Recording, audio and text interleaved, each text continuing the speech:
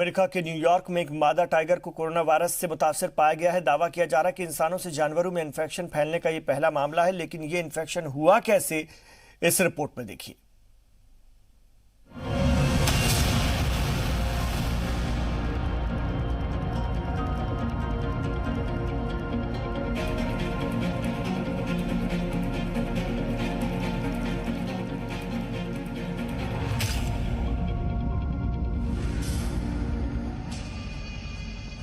America में New York city corona virus infection का hotspot बनकर उभरा है। इस शहर में अब तक 2256 लोगों की मौत हो चुकी है और अब इसी न्यूयॉर्क सिटी के ब्रॉन्क्स चिड़ियाघर में एक दिलचस्प मामला भी सामने आया है। यहां रह रही 4 साल की मादा टाइगर कोरोना वायरस से मुतासर पाई गई है। ब्रॉन्क्स चिड़ियाघर ने इसकी तस्दीक करते हुए कहा है कि यह आयोवा में वाक़ई नेशनल वेटरनरी सर्विस लैब के टेस्ट में मादा टाइगर को कोरोना पॉजिटिव पाया गया है। नादिया नाम के इस मादा टाइगर की बहन अजुन और 2 दीगर टाइगर और 3 अफ्रीकी शेरों में सूखी खांसी देखी गई थी। ब्रॉन्क्स चिड़ियाघर में माना जा रहा है कि चिड़ियाघर के किसी भी मुलाजिम से ये मादा टाइगर मुतासिर हुई है।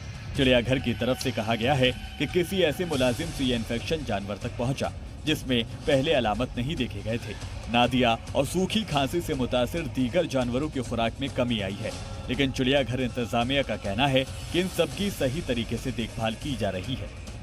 अब तक ये माना जा रहा है कि यह वायरस सिर्फ इंसानों के लिए जानलेवा है और जानवरों पर यह वायरस कुछ खास असर नहीं करता।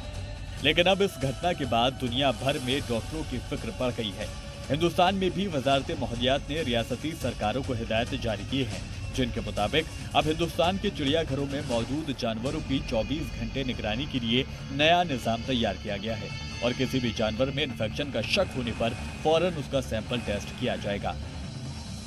बिल्ली की नस्ल के जानवरों का खास ख्याल रखा जाएगा। मुल्क के नेशनल पार्क्स और टाइगर रिजर्व्स में भी लोगों के आने जाने पर पूरी तरह से पाबंदी रहेगी। हालांकि इसका ये मतलब नहीं है कि अगर आपके घर में पालतू जानवर है वो आपके लिए खतरनाक या फिर इस वायरस की वजह से जानलेवा हो सकता है, क्योंकि पालतू जानवरों से अब तक पूरी दुनिया में ऐसा कोई मामला सामने नहीं आया है।